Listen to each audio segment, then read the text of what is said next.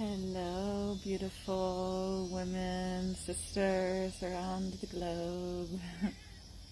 My cat is coming to say hello as well. Hi, welcome to 10 Days of Pleasure. This is day number 5. I am here from my hammock today, trying to soak in some pleasure and rest. I'm just about to go to the J Temple, and we're having a cacao full moon eclipse yoni egg ritual this evening. As if the energies weren't already powerful enough, but we like to stir stuff up here. So anyway, for today, I wanted to pop onto this video just briefly and share about the importance of embodiment, which is really another way of saying the importance of bringing this stuff from the level of the mind and the emotions down into the body. If you are like me, you really like to soak in a lot of information. You love to read books on this stuff, read articles, listen to podcasts, talk to other people with yonis. And all of that is amazing. Like, please don't get me wrong. It's such an important part of reclaiming our pleasure in our female bodies and expanding our pleasure and orgasm. Gaining this information is such an important part. We've got some jungle noise in the background, so I hope that's not too annoying for you. So yeah, like learning about what kinds of belief systems that we're holding, the conditionings that we're holding, learning about how our past relationships are potentially still affecting us, how, the house that we grew up in, the religion perhaps that we grew up in, the kinds of media that we consume, learning about our desires, feeling into shame, all of this stuff. It's a super, super important part of this entire process of really just making a connection with your yoni and your female body. And I would say that I think, like the most difficult aspect, or the aspect that I see people with yonis struggling the most to, not struggling, but struggling the most to really bring into their daily or almost daily or weekly lives is the embodiment component. It's actually taking aside the time to do the practices. And I have found that this is really, in a sense, the most, I don't want to compare, but it's a very, very important piece of the puzzle, and a piece that absolutely cannot be ignored or neglected if you want to experience lasting changes in the way that you experience your sexuality and in the amount of pleasure that you can experience. So I kind of think of this embodiment in two different ways. There's shorter on the spot type of practices, which are very similar to, they are actually the pleasure breaks that I've been giving you throughout these 10 days. So practices like this are amazing, and they go such a long way. They're kind of like the yin, over the long run, if you do these practices like the breast massage, the inner smile to the female body, we'll do a yoni breathing practice at some point. These are my 3 go-to practices, but there's many of them. These shorter practices, like I said, they're like the yin, kind of like the essence. They build this foundation over a long period of time that's like your rock. It's your ground. It's basically what helps you to create new pathways in the brain and to really build a new relationship with your yoni.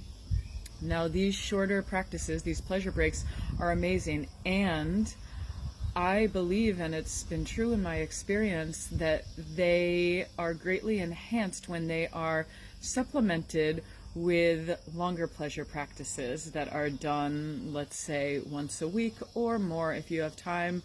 Less if you have time is okay also, but I really love to say, if you have a longer practice once a week, that's solid, and then if you supplement it with these shorter pleasure breaks throughout the week, that's amazing. You're really, really going to be building new connections and new neural pathways, and you'll really feel the difference in your body, your sexuality, and your life.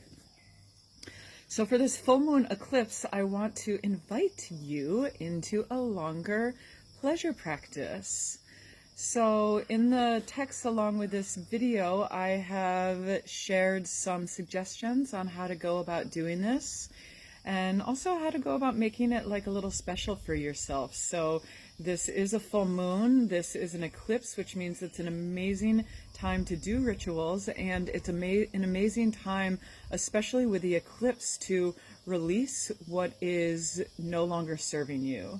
And so I invite you to take some time to actually reflect on that. Like, what is no longer serving you in your sexuality, your body, your pleasure, and your life in general? What is up for release right now? And then also, on the flip side of that, what are you calling in? What do you want? What are your desires? If you could have anything, dream big. My suggestion is always to dream big, because you absolutely can have it all, and then some and a lot more, believe me. So yeah, spend some time reflecting on this, and then you can have a read through the suggestions and either follow the suggestions for a longer pleasure practice, or just freestyle it if you're used to self-pleasuring and you just kind of want to go off on your own. That's totally fine. But I do recommend, if you can, to take 30 minutes for this.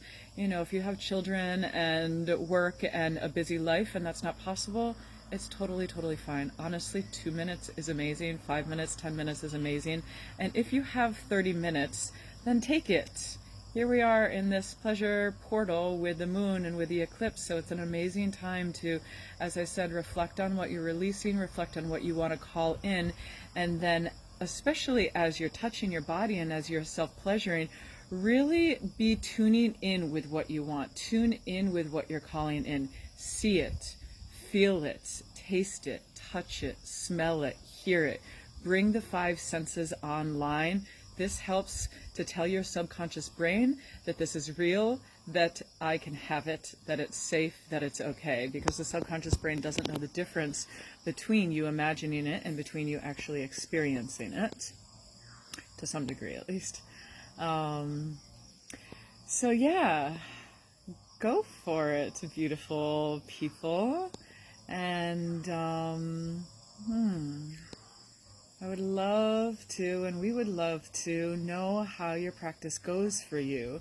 And also, if you feel to share about how this idea of prioritizing your pleasure through your self-practice, you can share about how that lands with you. I know it can be met with resistance sometimes, of like, oh my gosh, she wants me to add another thing into my already busy life. Like, let's be real, like, I got a lot of stuff going on.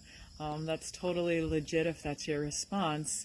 And the good news is that a little bit with this stuff goes a long way, so it doesn't need to take over your life. And I guess the even better news is that I have found for myself, and in so many people that I've worked with, that the more that you bring in pleasure, the more you make pleasure a part of your actual practice, both in your daily life and just like noticing pleasure more. Like, even as I look into this camera, I can kind of like see this pillow reflected, and I really love these purpley colors, and I can really feel like, wow, my sense of sight is in pleasure right now. So yeah, bringing pleasure in these little ways, but then also in the embodied ways, in the pleasure breaks, and in longer practices as often as you have time for, is the key. So yeah, go ahead, set up for your practice, do your practice, set some intentions to release, to call in, and then if you feel to share with us in the comments either what your intentions are or how the practice was for you. It's so beautiful to read and to hear your shares, and especially just to feel all of the support in the community that's really been fostering and growing within this group over just these 5 days. It just really, like, it melts my heart and makes me cry and burst my heart open all at the same time. So enjoy, happy full moon beauties, and I will see you soon.